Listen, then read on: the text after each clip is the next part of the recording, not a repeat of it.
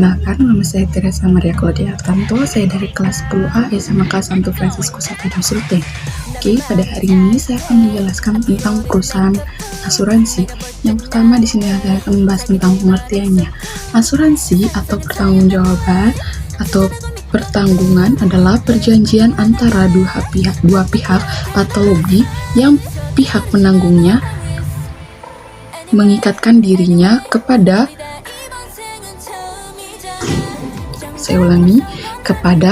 tetanggung yang menerima premi asuransi untuk memberikan penggantian kepada tetanggung kepada kerugian, kerusakan atau kehilangan keuntungan yang diharapkan, atau tanggung jawab hukum kepada pihak ketiga yang mungkin akan diderita tertanggung yang ditimbul akibat suatu peristiwa yang tidak pasti, atau untuk memberikan suatu pembayaran yang didasarkan atas meninggal atau hidupnya seseorang yang dipertanggungkan.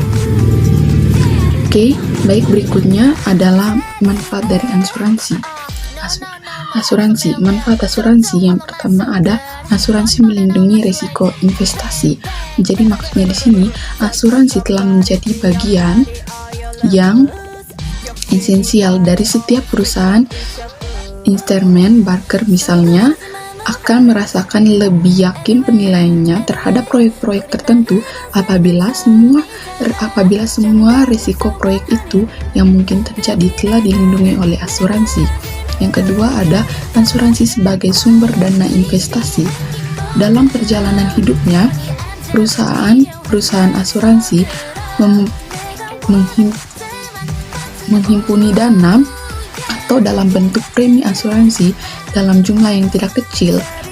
Penginvestasian kembali dana-dana tersebut merupakan sumber modal yang berarti dalam mempercepat laju perkembangan ekonomi. Lalu yang ketiga ada asuransi untuk melengkapi persyaratan kredit. Kreditor lebih percaya kepada perusahaan, risiko kegiatan usahanya diasuransikan. Pemberian kredit tidak hanya tertarik dengan keadaan perusahaan serta kekayaan yang ada saat ini, tetapi juga sejauh mana perusahaan tersebut telah melindungi diri dari kejadian yang tidak terduga di masa depan. Cara untuk memperoleh perlindungan tersebut adalah dengan memiliki polis asuransi. Yang keempat ada asuransi dapat mengurangi kekhawatiran. Perusahaan asuransi tidak kuasa mencegah terjadinya kerugian tak terduga. Jadi, perusahaan asuransi tidaklah mengurangi ketidakpastian terjadinya penyimpangan yang tidak diharapkan itu.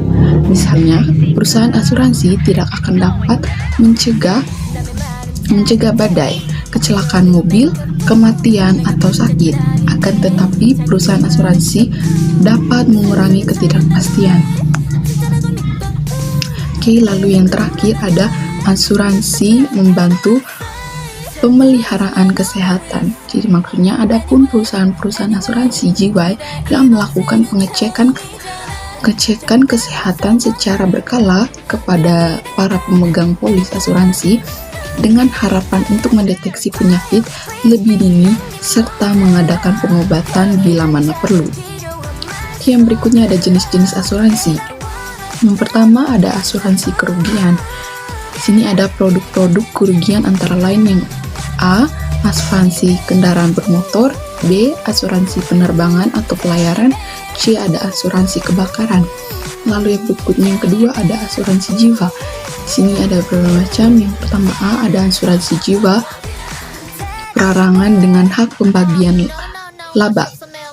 Jadi bagian ini ada dibagi menjadi dua, yaitu yang pertama asuransi dana beasiswa dan asuransi dana haji.